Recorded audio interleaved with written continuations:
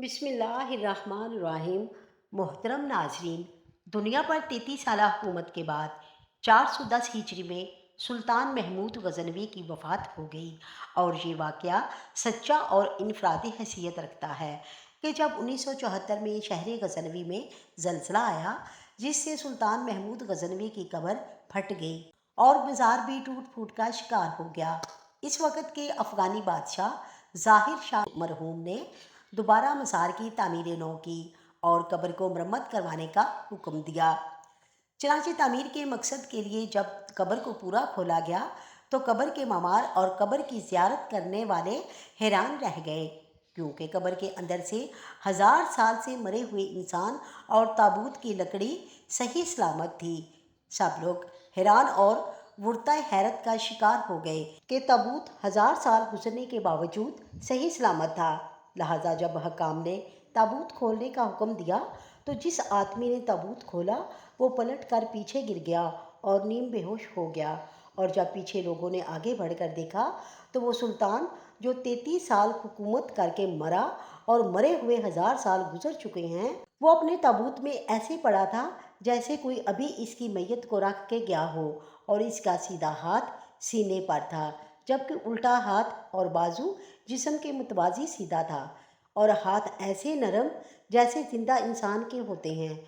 नाज़रीन, ज़िंदगी मुख्तसर है और वक़्त तेज़ी से गुजर रहा है। वक़्त के आगे ताकतवर से ताकतवर बादशाह कमज़ोर और बेबस है।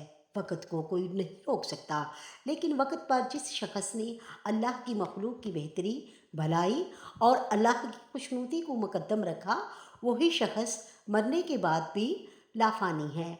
सुल्तान महमूद सही मायनों में दीन इस्लाम का मुहिब और मुहाफिज, बुलंद किरदार और बुलंद हौसला शख्स था, जो नबी करीम सल्लल्लाहु अलैहि वसल्लम से वालाहाना मोहब्बत रखता था। एक दफ़ा सुल्तान ने अपने ग़ुलाम अय्यास के बेटे को, ओह अय्यास के बेटे, मुझे वज़ू वाला लोटा पकड़ा, कहकर बुलाया तो अय्यास, जो कि सुल्तान से एक सच्चे मुरीद की तरह मोहब्बत करता था, फ़ौरन हाज़िर हुआ और कहने लगा, हजूर, क्या मुझसे कोई गलती सरजद हुई जो आज आपने मेरे बेटे को नाम से नहीं पुकारा?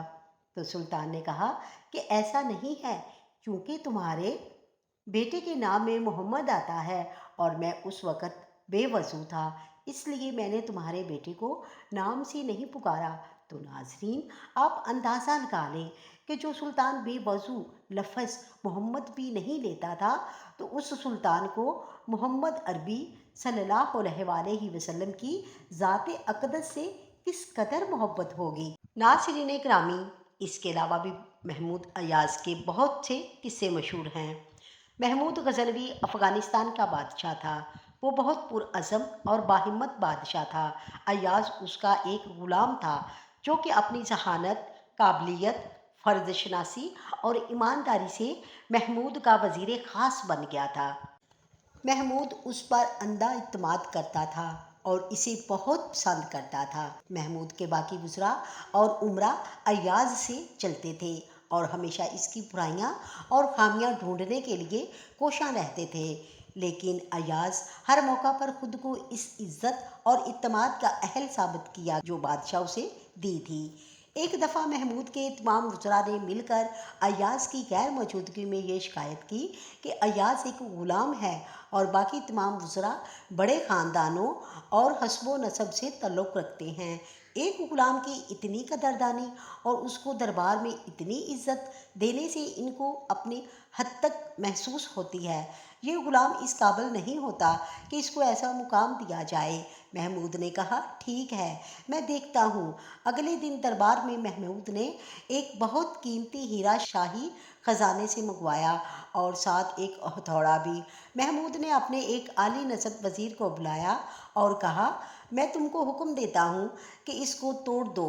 वज़ीर ने अपने आप को अक्लमंद साबित करने की कोशिश में कहा, बादशाह सलामत, ये एक कीमती हीरा है और रियासत की अमानत है, इसके टूटने से नुकसान होगा, इसलिए मेरे ख्याल में बादशाह सलामत अपने फ़ैसले में नज़रसानी फरमा ले।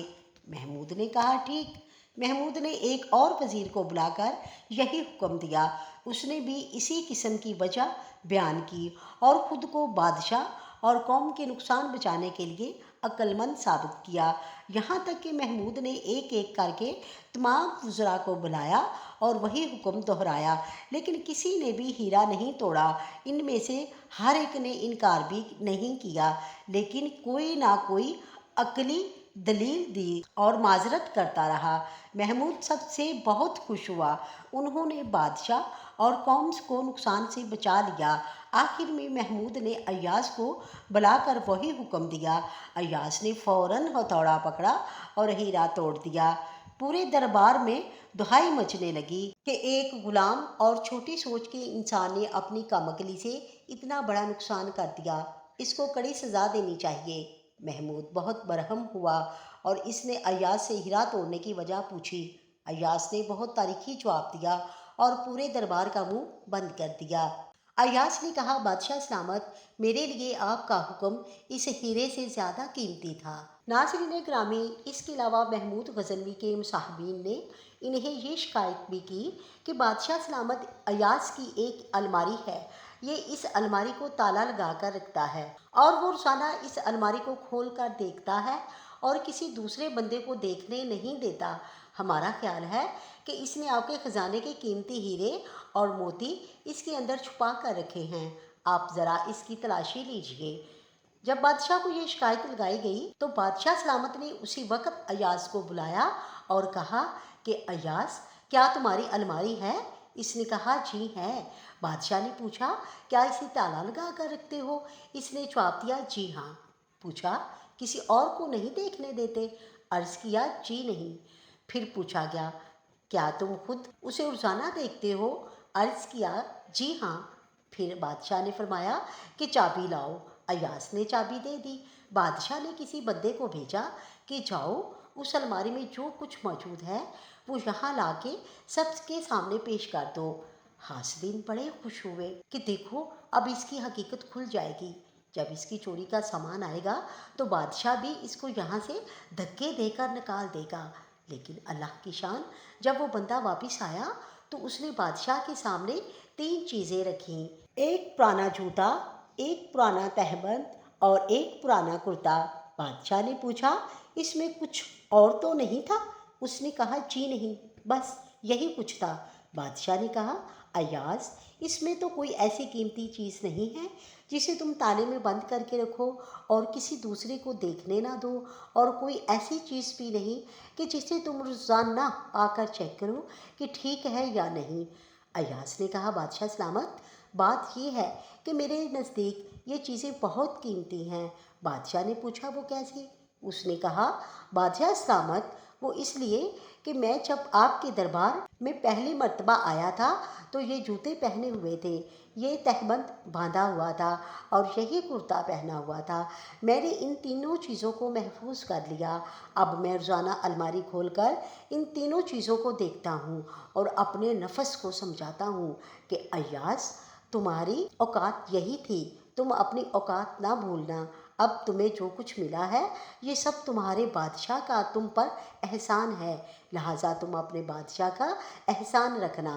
بادشاہ سلامت، اسی طرح مجھے اپنی اوقات یاد رہتی ہے کہ میں کیا تھا اور مجھے بادشاہ کے قرب نے کیا کیا عزتیں بخشیں۔ ناظرین، کاش ہماری بھی یہی کیفیت ہو جاتی کہ اللہ تبارک و تعالیٰ کی نعمتوں کا خیال رکھتے اور اپنی اوقات کو بھی یاد رکھتے۔ اس کے علاوہ ایک مرتبہ سلطان محمود غزنوی نے ایاز کو ایک انگوٹھی دی اور کہا کہ اس پر ایک جملہ لکھو جس کو اگر میں خوشی میں دیکھوں تو غمگین ہو جاؤں اور اگر غم میں دیکھوں تو خوش ہو جاؤں۔ تو غلام ایاز نے یہ لکھا، یہ وقت بھی گزر جائے گا۔ اللہ کی بے شمار رحمتیں سلطان پر نازل ہوں اور اسے جنت میں اعلیٰ مقام ملے، آمین۔